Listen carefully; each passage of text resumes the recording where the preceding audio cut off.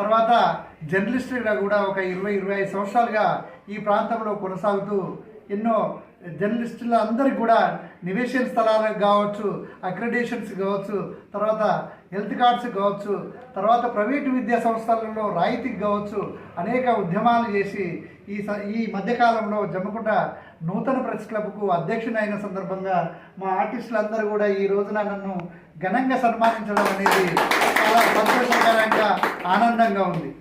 ఇలాంటి ప్రేమ అనురాగాలు ఎల్లవేళ నాపైన మీ అందరు చూపాలని చెప్పని సందర్భంగా మీ అందరికి కూడా పేరు పేరున ధన్యవాదాలు తెలియజేస్తున్నాను. Thank you.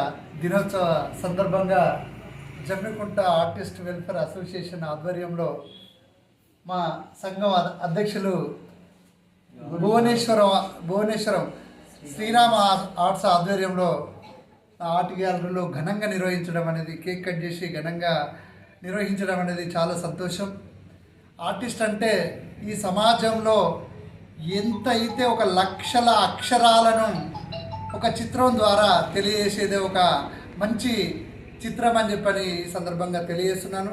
ఎగ్జాంపుల్ వచ్చేసరికి మా జాతీయ మంచి గొప్ప చిత్రకారుడు ఎంఎఫ్ హుస్సేన్ ఈ 50 సంవత్సరాల క్రితం చేసినటువంటి పెయింటింగ్ను ప్రపంచంలో ఒక ఎగ్జిబిషన్లో పెడితే 118 కోట్లకు అమ్ముడు పోవడం అనేది చాలా గర్వకారణం.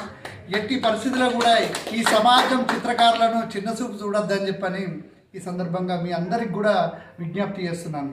అదేవిధంగా ఈ డిజిటలైజేషన్ వచ్చిన తర్వాత మా ఆర్టిస్టులందరికీ కూడా ఉపాధి తగ్గింది. కాబట్టి ఈ ప్రభుత్వాలు ఏదైతే సంక్షేమ పథకాలు పెడుతున్నో, డబుల్ బెడ్రూమ్లు కానీ, పెన్షన్స్ కానీ, కళాకారులకు ప్రత్యేకమైన పెన్షను అందజేయాలని చెప్పని ఈ సందర్భంగా తెలియజేస్తున్నాను. అదే సందర్భంగా ఈ జమ్మికుంట పట్టణంలో అంటే కట్టించినటువంటి ఏదైతే డబుల్ బెడ్రూమ్లు ఉన్నాయో ఆ డబుల్ బెడ్రూమ్లల్లా తప్పనిసరిగా ఈ ఆర్టిస్ట్ వెల్ఫేర్ అసోసియేషన్ సభ్యులందరూ ఎంతమంది ఉన్నా కూడా వాళ్ళకు డబుల్ బెడ్రూమ్లు మంజూరు చేయాలని చెప్పని ఈ సందర్భంగా ప్రభుత్వానికి విన్నవించుకుంటున్నాను.